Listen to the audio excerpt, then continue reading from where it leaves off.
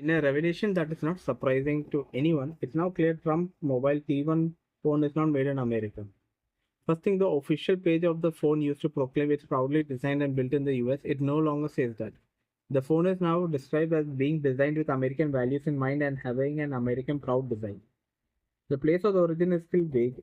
Put it, T1 phone isn't not powerful. It's just brought to life right here in US with American hand behind every device. The trusted quality should be there for the detail. There is a strong designed in California vibe for which Apple used to write on the back of all their iPhones, even though not a single iPhone is ever built in California or the US.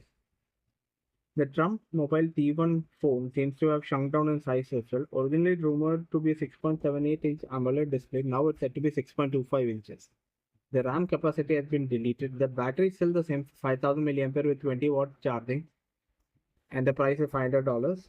It seems like Trump Mobile had to shift to a different ODM as the shipping date slipped back. The original plan was to roll out in August, September. Now, the page just says later this year.